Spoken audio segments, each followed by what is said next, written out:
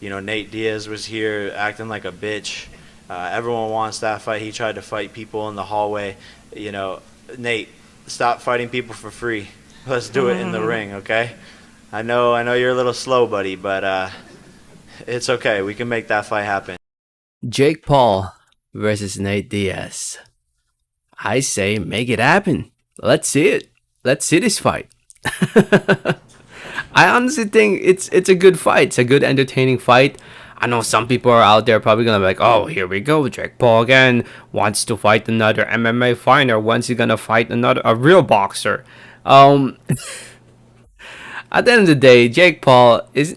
I think we can all agree that he's not really a real boxer, right? I think we all know that.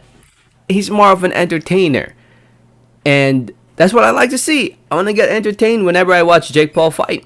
And I want to see him in there in entertaining fights against a fighter who I think would make it an entertaining fight. And Nate Diaz, in my opinion, will deliver on that. Nate Diaz is a pretty interesting character. I'm sure the trash talk will be very entertaining leading up to the fight. Whatever Nate Diaz plans to do in the fight will be entertaining as well. It's an entertainment business, and Jake Paul is capitalizing on that. He's making millions and millions of dollars on it. A lot of people don't like it. It is what it is. A lot of people say it's hurting the sport of boxing. I disagree. I think he brings new eyes to the sport. He actually puts some fighters in his undercard that that helps put their name out there. I mean, H2O, the 17-year-old kid that fought in the undercard of the Anderson Silva fight. A lot of people didn't know who he was leading up to that fight, and then when he fought in the co-future, the co-main event of Jake Paul's fight, a lot of people knew who he was.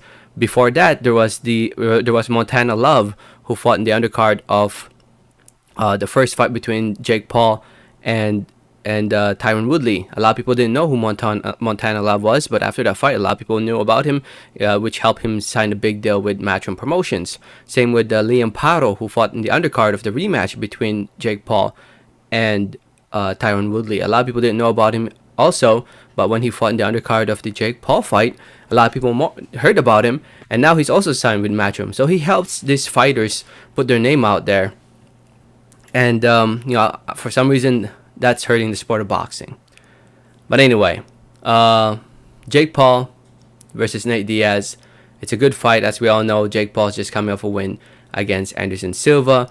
It was a pretty entertaining fight. At least I thought it was a pretty entertaining fight. Jake Paul was able to score a knockdown in the end of the fight, which pretty much solidified the win for him, and it improves his professional boxing record to 6-0.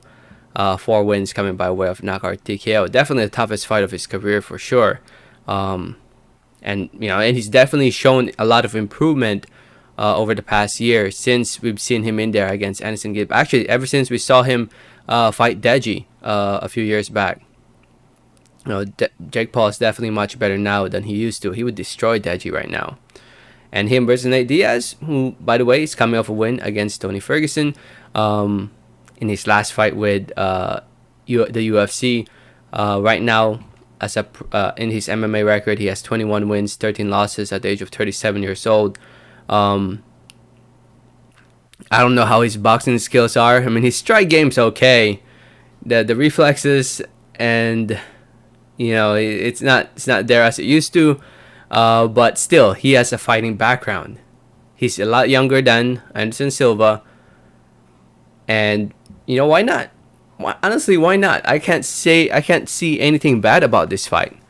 What's so bad about this fight? Um, yeah, I can't think of anything other than people just don't want to see Jake Paul win another fight, I guess, against another MMA fighter. But Nate Diaz wants to try out boxing.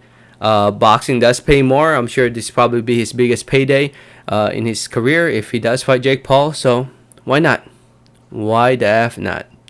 So I hope it happens in 2023. Hopefully in the first half of 2023. Hopefully Jake Paul fights twice next year. I think it would be pretty cool if he fights twice next year. I think he could have fought twice this year, but due to the postponements and everything leading up to when he was supposed to fight Tommy Fury and what's his name, Hasim Rahman Jr. Led to him fighting Anderson Silva instead. So anyway, we'll see what happens. I mean, Nate Diaz was there live at the arena. He got himself kicked out when he decided to go to Jake Paul's locker room, and yeah, and Jake Paul called him out after the fight. So I'm sure the demand will be there. People will start demanding or talking more about this fight, and as long as the people demand it, I think it will happen. And I'm sure Showtime is willing to pay Nate Diaz some good money to fight Jake Paul. So let me know what you guys think. Let me know your thoughts in the comments. Thanks for listening and watching. And like always, have a great day. All right, thanks.